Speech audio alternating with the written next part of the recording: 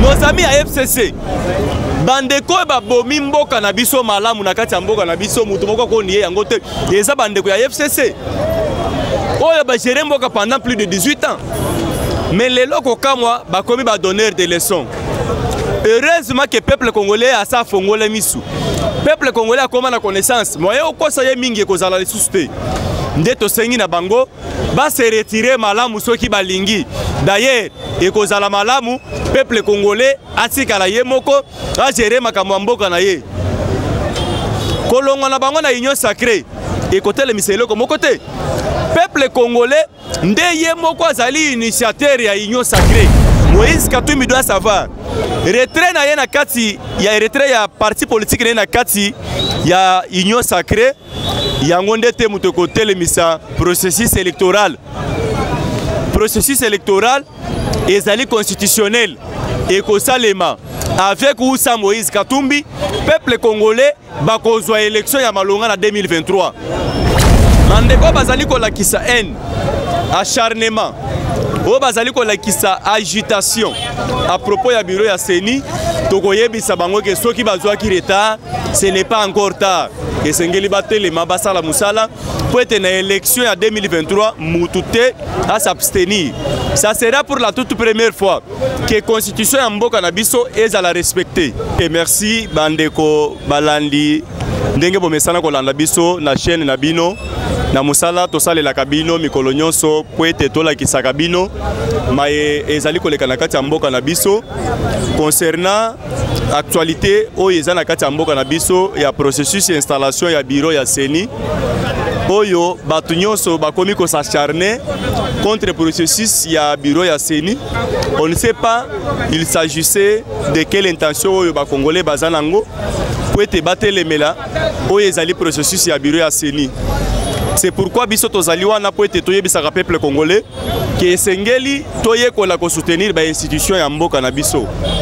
Oyo ezali ko salela biso musala malamu po ete au moment opportun peuple congolais ayeba na kozwa élection ya malamu ndenge mwana mboka Félix Tshisekedi Tshilombo chef de l'État à la kaka biso que na 2023 et kozala na mukolo moko te oyo koleka sans que peuple congolais azwa élection et puis kozala élection oyo ya malonga oyo peuple congolais azelaka et kozala élection oyo kobima sans que contestation ezala et kozala élection oyo peuple congolais atikala kozwa te na kati ya mboka na biso.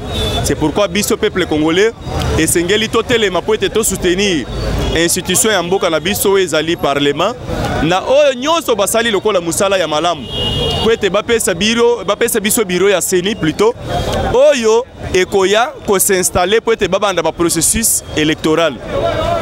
Ba congolais bisika nyonso tozali esengeli toyekola ko soutenir toyebisa parlement basala le plus vite possible bapesa rapport na bango epa ya mokonzi ya mboka po ete acha mokoloto na oyo etali bureau ya Seni ba entériner yango parce que temps ekomi kopusana esengeli basala musala po ete bapesa biso élection ya malamu.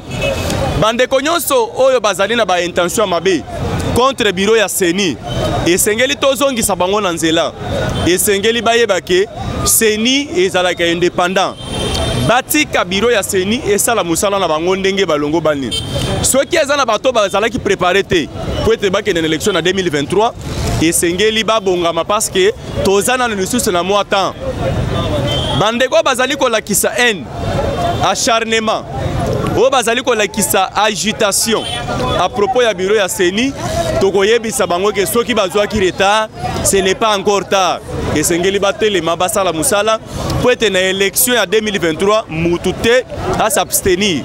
Ça sera pour la toute première fois que constitution ya mboka na biso ezala respecter.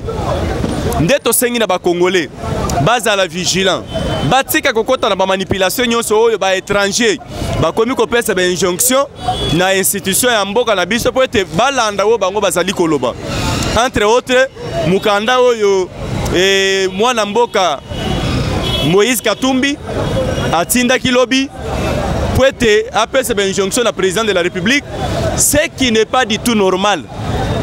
Est-ce que la personne de Moise Katumbi azali na leçon ya kopesa président de la République? est-ce que Moïse Katumbi azali na leçon ya kopesa peuple congolais après avoir torturé la République, après avoir torturé la province ya Katanga, lelo a commis d'honneur des leçons o eloko wana o biso to kondima yango te esengeli bandeko bayeko la politique. Moïse Katumbi doit se taire parce que il faut yeba nanu ke azali ko posséder nationalité nini avant kota na kati ya makambo etali ba congolais entre ba congolais. Esengeli yeba nanu ke azana nationalité nini avant apesa injonction et pas mokonzi ya mboka. Esengeli yeba ke azana droite ya ko s'ingérer na makambo etali ba congolais, makambo etali institution ya mboka na biso, na makambo etali seni o ya mboka na biso, o bana mboka mokili Congo mobimba babeti maboko pona ko soutenir bureau ya seni. Mais un individu simple à côté le malobi te esengeli ba entériné avec quelle raison, motif ezanine pona ba intérêt privé, pona ba intérêt égoïste ba entériné te wana eloko wana ekotika la kolekate. L'ensemble de notre population esengeli to soutenir bureau ya seni pe to senga na chef de l'État. Le président de la République a signé ordonnance au y a entérinement ya bureau ya seni pourvu que dans les 2 années qui nous restent Batouana va organiser élection crédible, transparente et indépendante. Oyo biso ba congolais tozali kozela. Ndeto sengi vigilance na peuple congolais. Bandeko tout o bazali ko kenda l'encontre ya vision ya ba congolais et sengeli ba s'abstenir. Ndeto sengi na bandeko na biso baye ko la kosala politique malamu.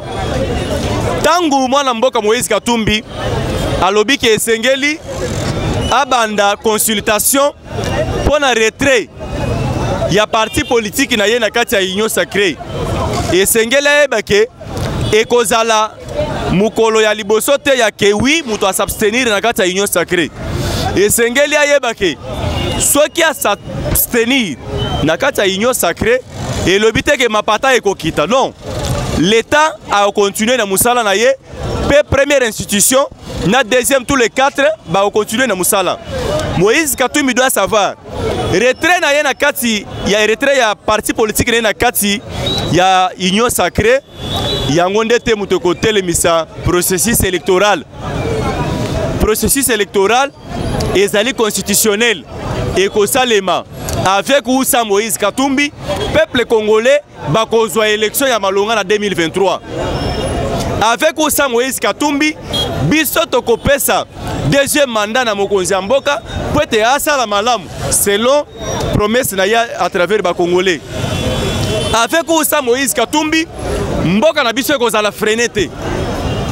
Ce qui a eu décision ya que il faut s'abstenir à retirer parti politique na union sacrée biso to tombeli chance to lobi Moïse Katumbi bayo se retirer na union sacrée. D'ailleurs on faciliter union sacrée pour dérouler malamu parce que ozala ki blocage parce que yo Moïse otikala ko apporter soutien ata moko te na kati ya union sacrée ozala ki wana pona intérêt privé na yo tango constater que ba intérêt komi ba fouet o bandi ko s'agiter yango to lobi tunaka partir ata lelo oko kende na yo ba congolais batikala ko sala makambo na bango nyonso bozali ko sala peut bo initier soulèvement populaire toyebi yango malamu mais toko céder te toko tikela bino tante peut bo soulever notre population bo pesa bango discours à mabe toko céder na yango te toko yebi sa peuple congolais que esengeli ba yeba ke ba soutenir le président de la République parce que il est le seul oyazali la vision pour la République démocratique du Congo. Il est le seul oyazali la vision pe bolingo ya Congo na ye. Biso nyonso sengeli to derrière mokonzi ya mboka to soutenir ye na ba action na ye nyonso pourvu que deuxième mandat na ye ezala réussite totale. Oye kozala na majorité oye uti na kati na ye moko. Peuple congolais azali motivé batelemi bazozela na 2023 basala vote bapesa chef de l'État mandat oye kozala na sangisa sangisa te oye kozala na batu mususu na kati te po te baya kotia ba croque à jambe o chef de l'état ye moko ekozala pour la toute première fois azwa mandat et azwa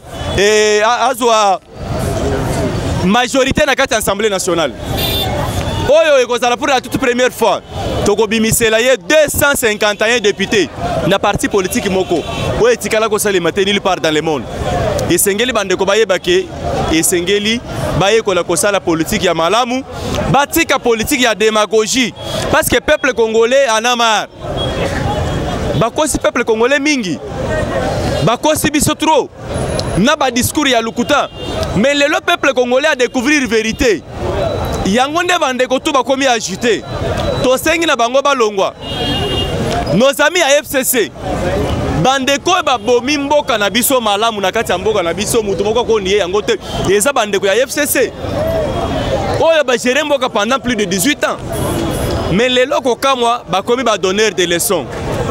Heureusement que le peuple congolais a sa fongole misu. Le peuple congolais a comme la connaissance. Moi, je sais que mingi kozala les susté. Ndeto sengi na bango ba se retirer malamu soki balingi. D'ailleurs, e kozala malamu peuple congolais atikala ye moko a gérer makambo mboka na ye. Kolongo na bango na union sacrée. Et côté le miselo comme côté. Peuple congolais nde ye moko azali initiateur ya union sacrée. Parce que avant que processus à union sacrée salema ezalaki na bosenga ya peuple congolais basenga na chef de l'état balobi ke esengelo kata coalition cash et FCC cash après avoir kata coalition FCC cash c'est ce qui a fait que l'autre commune coalition à union sacrée. Autorité morale à union sacrée s'appelle le président de la République. Oyo batutu il faut s'aligner derrière. Nde yango to sengi na bana mboka. Bawo bazali kolanda biso partout dans le monde et sengeli bote les mabo mobilisés.